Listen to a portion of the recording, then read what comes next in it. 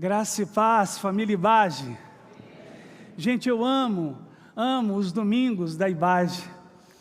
Nós temos sempre emoções aqui neste lugar, mas como é bom saber que este Deus para quem entregamos nossas orações através da intercessão, para quem adoramos com os dízimos e ofertas, para quem nós expressamos nosso louvor, como é bom saber que Ele vem com a gente na semana, não é verdade? Como é bom saber que a gente traz para este lugar nossas experiências vividas de segunda a sábado. E como é bom reencontrar cada um de vocês toda manhã, toda noite. Eu tenho ensinado para minha família o quão precioso é congregarmos. Vivemos numa geração com muita complexidade em torno do congregar, mas como é bom, o Tato agora, primeira vez que a gente o ouviu, estava compartilhando com o André, não é muito simples chegar aqui à frente, né, e cantar e tocar, mas obrigado, Tato, por poder ter oferecido a Deus, e a gente poder ter louvado com você. Continue tocando, continue adorando ao Senhor, para a glória dEle. Eu estou muito feliz de estar aqui, agradecido a Deus pela vida, para poder compartilhar com vocês aquilo que Ele colocou em nossos corações. Preciso apenas fazer algumas lembranças que são importantes. Hoje é o último dia de inscrição para o Dia da Família. A gente está batizando de Dia da Família. Day Camp, o pessoal pensava que era de jovens. Eu não vou porque é de jovem. Não é Day Camp, é Dia da Família. É dia da gente levar nossos filhos, corrermos com eles, brincarmos, mergulharmos numa piscina, jogarmos um futebol juntos, passarmos o dia como igreja. A Ibage vai crescendo, a gente vai perdendo as possibilidades de conexões, então a gente está tentando propor eventos onde vocês possam se conhecer melhor e se aproximarem como famílias. Lá no final da celebração, todo mundo que já se inscreveu pode tirar dúvidas com o Ministério de Casais e Família. Eles estão com um banner deste evento, então vale a pena você tirar as suas dúvidas, quem já se inscreveu, e hoje é o último dia, se você quiser ainda se inscrever. Uma outra coisa que agora eu não estou lembrando, e aí talvez quando a gente esquece não é muito importante, mas a outra sim, hoje é o aniversário do Júlio, e aí a irmã puxa-saco veio me dizer, pastor, hoje é aniversário do Júlio. Eu falei, ok, Aninha, eu vou fazer a menção. Júlio, cadê você? Júlio está ali. Ô Júlio, o que a gente deseja como igreja é que toda bênção dos céus, todo propósito, todo querer dele se manifeste sempre na tua vida, querido. A gente louva a Deus pelo seu namoro com a Aline, a gente pede a Deus que Ele confirme sempre sobre vocês dois os planos. Eu sei que os planos estão sendo encaminhados, na verdade, que Deus confirme sobre vocês dois, e muito obrigado pela sua vida, pela forma como você serve no Ministério de Libras, que Deus o abençoe, querido amigo. Além do Júlio, tem mais alguém aniversariando nesse domingo? Mais alguém não? Hoje? Lá? Quem? Está fazendo assim, ó. Mas eu não estou conseguindo enxergar aqui. Quem? Filó é a Luísa? O Marcelo, não. Ô, gente, me ajuda aí com o nome. Marcelo, você também tá? Mas tem lá também, ó. Seu nome? Heitor. Então, Heitor, é nesse dia também, Heitor? Heitor, Júlio e o Marcelo Brasil. Nosso querido Marcelo. Marcelo, sobre sua vida também, nós pedimos toda a confirmação de bênção dos céus, tá? Saúde, graça e bênção de Deus. Heitor, sobre sua vida, nós pedimos toda a renovação espiritual, toda a graça de Deus sobre a sua vida também, tá bom? Eu vou incluí-los na minha oração inicial, pedindo que Deus nos abençoe no estudo da sua palavra nesta preciosa manhã. Pai, muito obrigado por tudo que vimos e ouvimos até aqui. Que gostoso, Pai, estar na tua casa, neste lugar, nesta família. Obrigado. Obrigado pela vida do Júlio, pela vida do Marcelo, pela vida do Heitor. Obrigado porque eles celebram mais um ano de vida hoje. E o teu filho Moisés nos ensinou a orarmos pedindo que o Senhor nos ensine a contar os nossos dias, para que o nosso coração se torne sábio. Nós pedimos exatamente isso sobre a vida do Júlio, do Heitor e do Marcelo. Ensina-os, ó Pai, a viverem com intensidade cada dia para o louvor da Tua glória. Obrigado por suas famílias, pelos sonhos e projetos de cada um deles, nós os consagramos a Ti. Obrigado por essa manhã em que agora, debruçados sobre Sua palavra, damos oportunidade, ó Deus, total para Teu Espírito nos iluminar, nos guiar à verdade, nos ensinar, nos confrontar também para o louvor da Tua glória. A nossa oração juntos, em nome de Jesus, que todos digam amém. Amém. Amém significa que assim seja, que Deus fale com cada um de nós. Nós encerramos hoje a série dentro daquilo que a equipe pastoral está propondo para 2023, para que todos sejam um. Estamos tratando de alguns princípios de mandamentos recíprocos, orar uns pelos outros, amar uns aos outros, perdoar uns aos outros. Neste mês a gente falou sobre oração, e hoje é o último sermão desta série sobre orarmos uns pelos outros. E aí eu estava lembrando que há 2 domingos atrás, pregando no culto da noite das 19, eu fiz um desafio. O desafio era: quero que vocês parem agora por um instante, já que estamos aprendendo sobre orar uns pelos outros. Ore especificamente agora, eu disse para os irmãos da celebração da noite, ore agora sobre uma pessoa que te veio à mente, o Espírito vai trazer uma pessoa à mente, ore por essa pessoa. Aí nós fizemos um tempo, todos oraram por essa pessoa, disse, agora se essa pessoa está no seu hall de amigos do WhatsApp, diga para ele, mande uma mensagem dizendo, eu acabei de orar por sua vida. Faça isso agora, permitir, falei, depois você vai desligar o celular, hein? Aí eles mandaram a mensagem, e aí eu continuei a minha pregação. Ao final, irmãos, foi lindo demais. Um dos membros disse, pastor, você tem que ouvir isso aqui. Ele mandou uma mensagem para a sobrinha, e a sobrinha estava pela redondeza, mas com o coração cheio de aflição, e aí quando ela recebeu a mensagem, ela disse, onde você está, tio? Aí eu estou aqui na igreja, no endereço e tal, e ela veio até Ibage. Não é uma coisa preciosa, irmãos? Ela veio chorando, com o coração quebrantado, eu orei com ela. Isso significa que fé é igual a atitude. A gente não pode só viver de intenções. Quando nós vamos nessa manhã falar sobre a expressão da fé, ser também uma expressão de atitude, tem a ver com essa oração e com a atitude de mandar uma mensagem. Nós somos muito intencionais. A gente tem boas intenções, a gente tem planos, mas irmãos, nós precisamos também ser de atitude. A gente quer muito que aquele mendigo que a gente vê durante a semana, ele saia daquela condição, mas nós só temos uma boa intenção.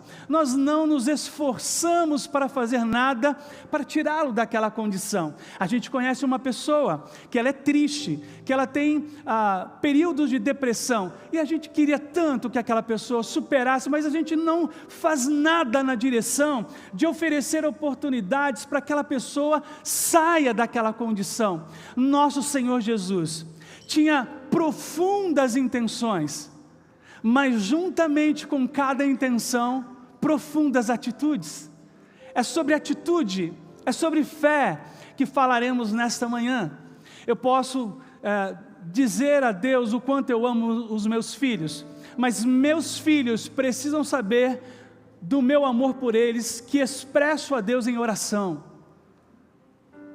As intenções precisam extrapolar o que é invisível, o interno, precisam ser verbalizados, as intenções precisam ser expressadas.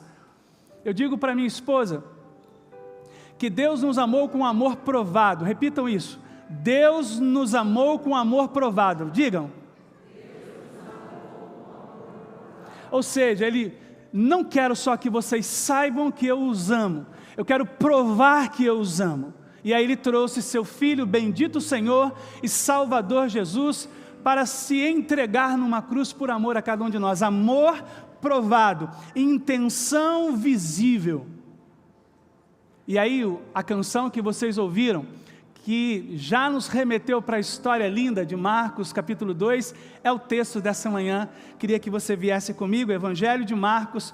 A palavra Marcos, o nome Marcos significa martelo, que simbolicamente remete a trabalho. Então, se você conhece algum Marcos, além de me conhecer como Marcos Davi, e olha que lindo, irmãos, o meu nome é Marcos Davi. Trabalho, Davi significa amado. Não é profético? Trabalho amado. O meu ministério pastoral é exatamente isso. Eu amo demais aquilo que Deus me deu para fazer. Marcos capítulo 2, a partir do versículo 1. Preparem-se, porque essa história, ela é maravilhosa. 2 dias depois, quando Jesus retornou a Cafarnaum. Cafarnaum era o QG de Jesus, o quartel-general. De Cafarnaum, Jesus ia para regiões e voltava para ela. A notícia de que ele tinha voltado se espalhou rapidamente. Versículo 2. Em pouco tempo, a casa onde estava hospedado ficou tão cheia que não havia lugar nem do lado de fora da porta.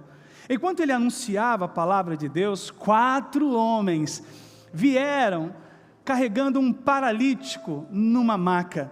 Por causa da multidão, não tinham como levá-lo até Jesus. Bons amigos, ouçam adolescentes e jovens, bons amigos são aqueles que nos aproximam de Jesus. Pegaram a visão? Pegou a visão? Os grandes amigos são aqueles que nos aproximam de Jesus, que nos levam a Jesus. Preste atenção nesse conceito, porque ele não está na nossa projeção de exposição, mas eu me lembrei aqui agora, eu quis dizer isso. Versículo 4, por causa da multidão, não tinham como levá-lo até Jesus, então abriram um buraco no teto, acima de onde Jesus estava. Em seguida, baixaram o homem na maca, bem na frente dele. Ao ver a fé que eles tinham,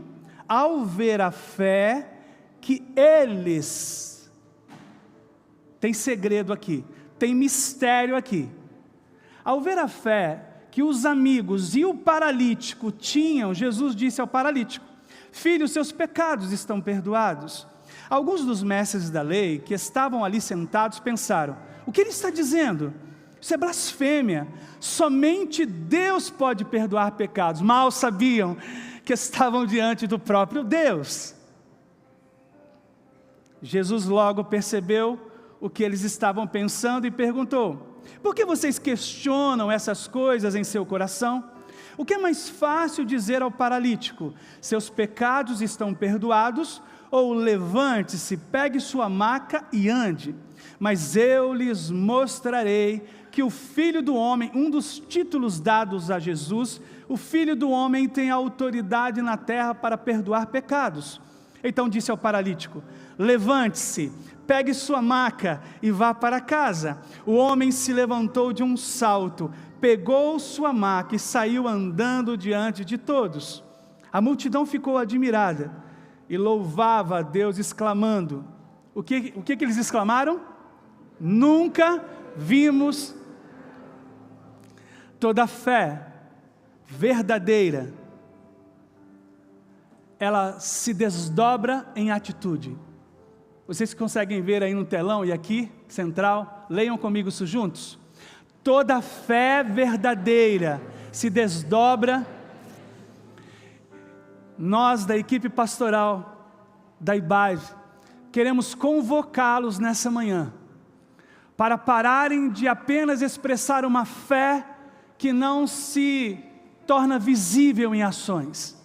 Nós estamos convocando a nossa querida comunidade para termos boas obras, para termos atitudes pelas quais o mundo verá Cristo em nossas vidas.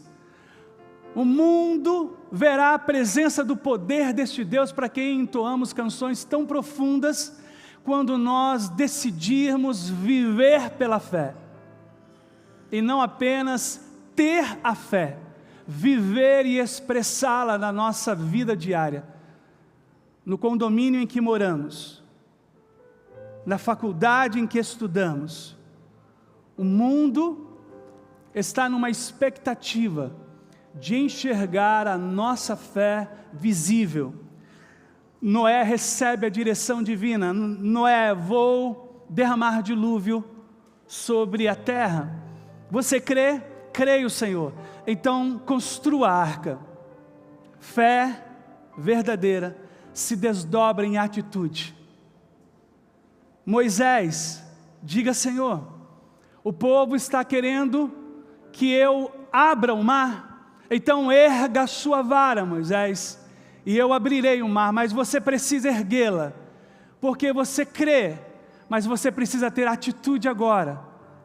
E aí Moisés então, diante daquele mar, ele ergue a vara, e então o mar se abre. Fé e atitude.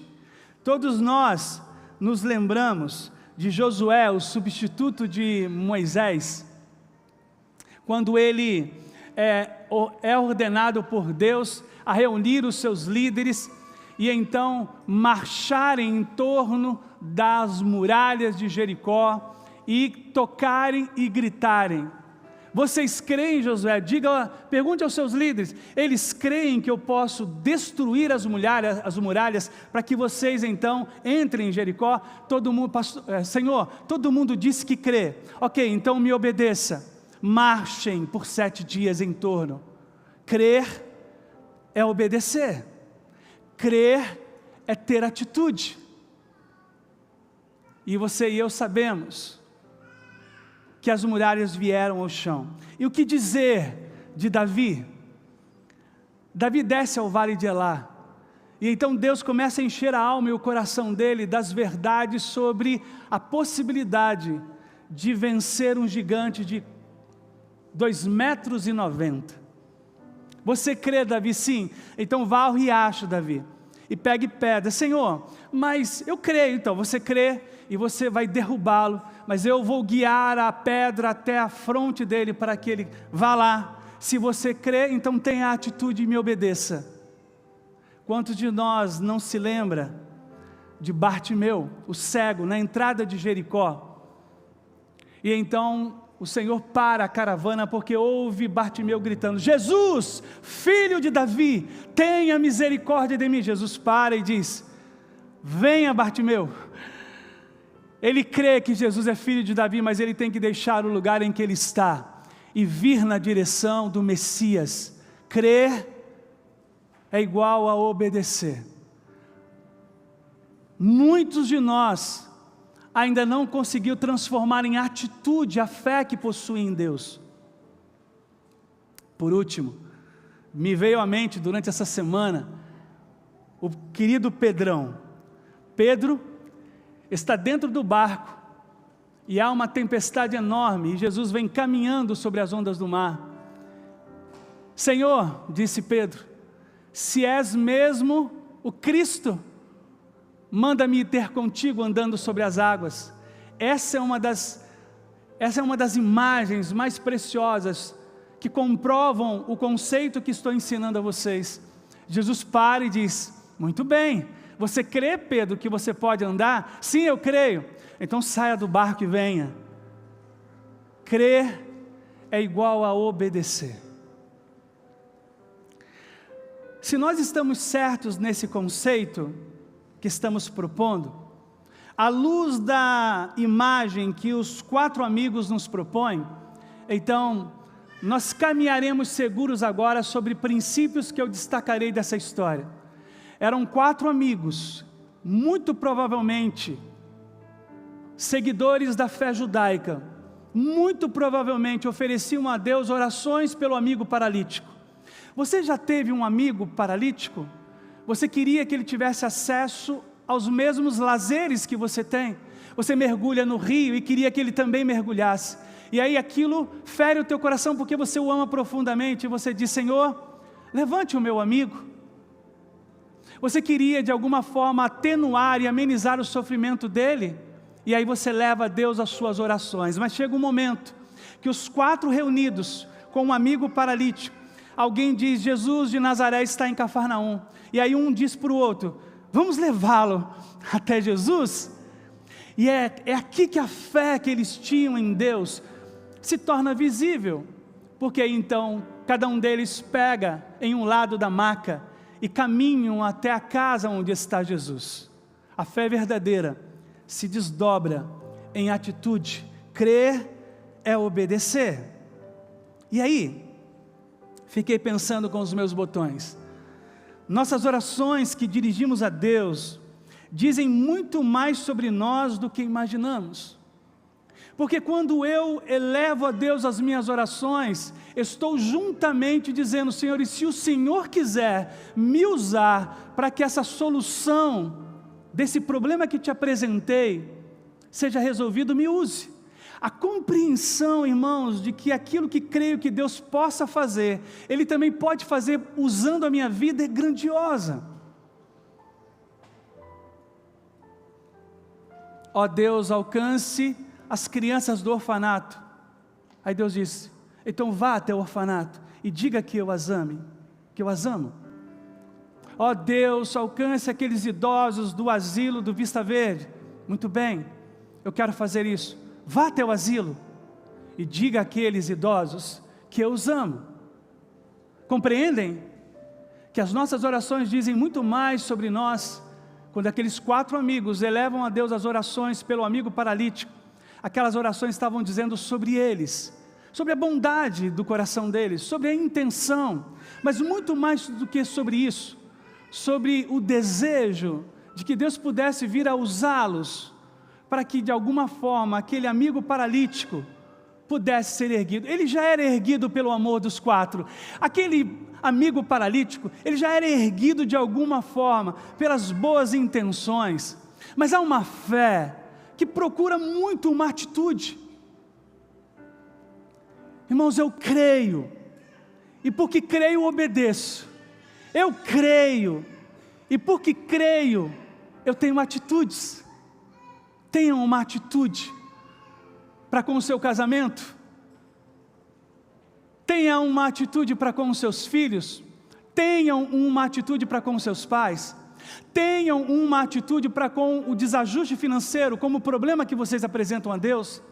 Tenham uma atitude em relação a uma pessoa que magoou e que vocês não conseguem perdoá-lo, e vivem pedindo a Deus: Senhor, me dê força para perdoar. Deus está dizendo: ok, perdoe, porque perdão não é um sentimento. Ninguém deve aguardar que uma manhã de segunda-feira acordará com um desejo de perdoar.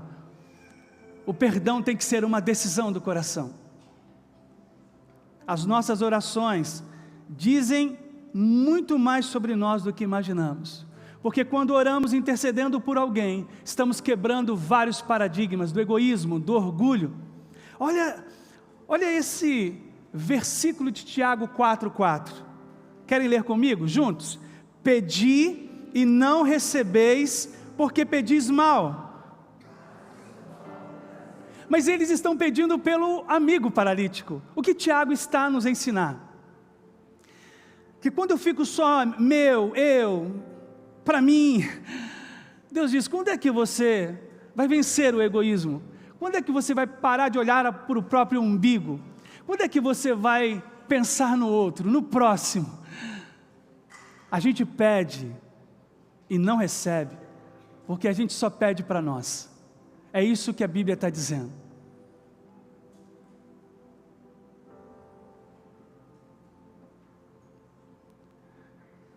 O que eu quero, Senhor, não tem a ver comigo, tem a ver com o outro. Esse é um dos segredos espirituais profundos do Evangelho de Cristo. Vocês pedem, mas pedem mal, pedem só para vocês, e aí não recebem, porque há uma expectativa na eternidade, para aquele que se assenta no trono, de que orações cheguem até Ele não por si mesmos, mas pelos outros. Não tem nada mais que atinja tanto o coração de Deus, quanto orarmos por alguém, quanto amarmos alguém, no desejo de vê-lo resolvido na situação em que se encontra. Isso significa que nós amamos como Jesus ama. Segundo, nossas orações são ouvidas e nossas atitudes são percebidas por Deus como expressão da nossa fé. Gente, presta atenção, tem um mistério aqui.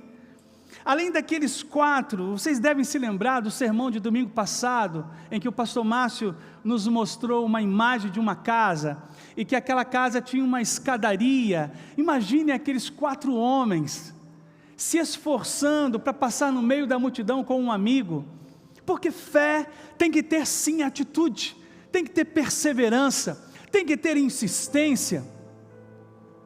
Em nossa comunidade, eu batizei a esposa de um irmão que orou pela conversão dela há 25 anos.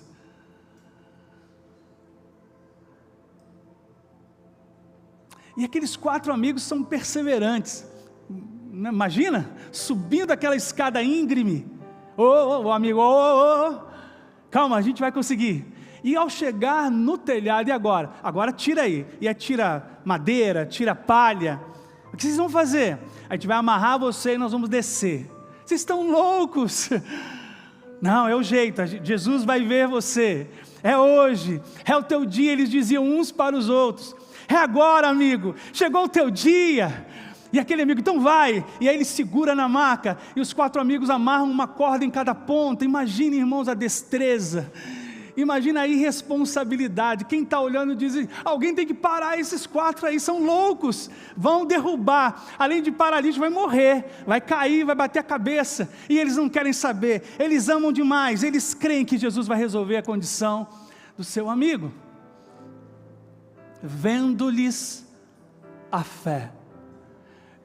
Por muitas vezes Jesus viu a fé do leproso que pediu a cura, Jesus viu a fé do Bartimeu, Jesus viu a fé do paralítico do tanque de Betesda. Agora, vendo-lhes a fé, Jesus está vendo a fé dos 4 amigos. Quando você se esforça em intercessão por alguém, Jesus está olhando a fé para quem você intercede, aquela para quem você dirigiu a oração, mas Deus está vendo a sua fé, a fé do intercessor, a fé de quem ora, a fé de quem se esforça. Preste atenção nisso. Todas as vezes que me dobro aqui na frente, pela minha família, Deus está olhando a minha fé, mas a fé da minha família também. Isso é lindo.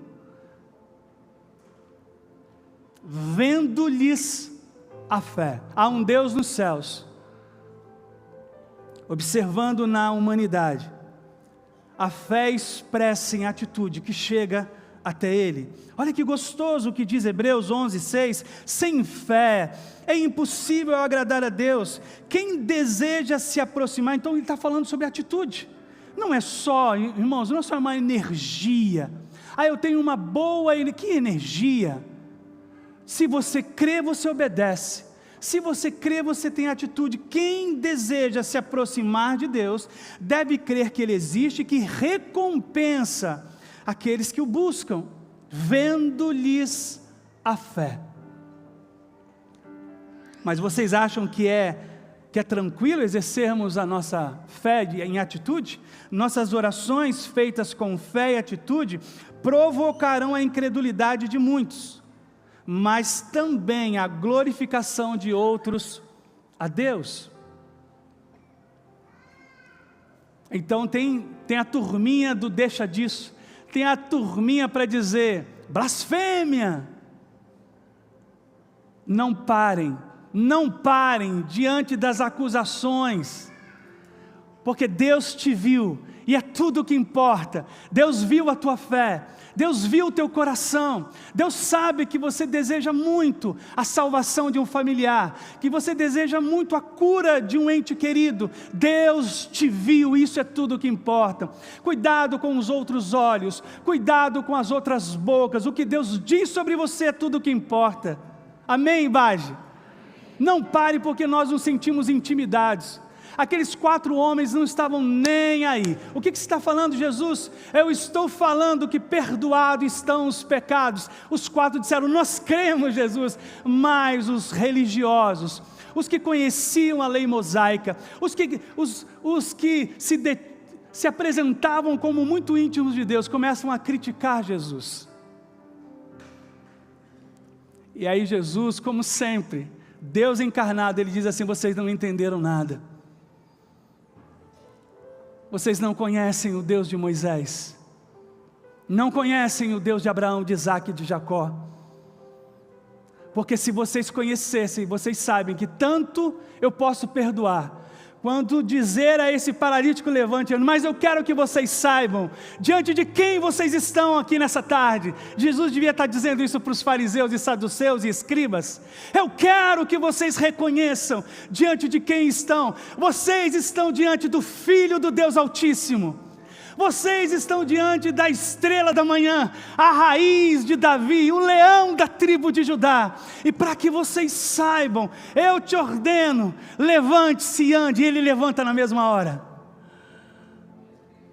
Provocará a incredulidade de muitos. Mas aí o texto termina: nunca vimos nada igual. Há uma expectativa daqueles que nos cercam por ver os milagres de Deus em nossa geração. A gente ainda precisa deixar as pessoas admiradas pelo que Deus pode fazer através das nossas vidas. Mas a gente é muito tímido. Deus lhes deu e deu a mim também um espírito de ousadia, não de covardia, não para nos escondermos, mas para enfrentarmos as adversidades. Todas as vezes que eu li esse texto, eu fechei os meus olhos e imaginei aquela casa ainda abarrotada de pessoas porque ouviram Jesus, todo mundo falando entre si. Os emburrados fariseus e saduceus tiveram que engolir o que falaram, e os 4 amigos agora não mais carregando o amigo paralítico, os 5 amigos agora abraçados, um abraçado ao outro, e voltando agora a gente vai mergulhar. Onde a gente vai agora?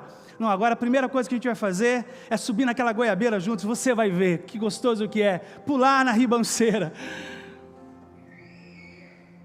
Existem muitos planos de Deus e projetos de Deus para serem realizados a partir de uma fé que tem atitude. Suas boas obras, disse Jesus, devem brilhar para que todos as vejam e louvem seu Pai que está nos céus. Toda fé desdobrada em atitude resulta em glória a Deus. Enquanto o ministério vem, eu quero te contar uma história. Um teólogo disse que um rabino, querendo ensinar a seu discípulo sobre fé e atitude, disse sobre um pequeno barco e 2 remos. Ele falou: querido discípulo, imagine que a fé é um desses remos, e eu te dei apenas a fé. E aí eu digo a você, movimente-se, e você começa a colocar o remo de um lado, mas aí o barco começa a dar voltas. Não é isso? É isso que vai acontecer. Então, quem tem só fé, fica no mesmo lugar, não se movimenta. Aí, digamos que eu te dê o outro remo, mas você permaneça ainda com um só, e esse remo eu vou batizar de atitude. Você só tem a atitude, mas não tem a fé. E aí você vem para o outro lado com o remo da atitude, e você faz o quê? Quando você colocá-lo sobre a água e fizer um esforço, o barco vai girar. É isso mesmo. Agora, os movimentos de Deus na história são com os dois: fé e atitude. Eu creio e obedeço. Eu creio e respondo a Deus. Eu creio e vou na direção de Deus. Fé e atitude. Talvez você só tenha a atitude. E para Deus você tem que ter atitude com fé. Talvez você só tenha fé, e Deus está dizendo: eu quero que a sua fé também tenha atitude. E é isso que nós vamos cantar nessa manhã em pé, encerrando a celebração. Pastor Márcio virá e vai concluir a nossa manhã de domingo.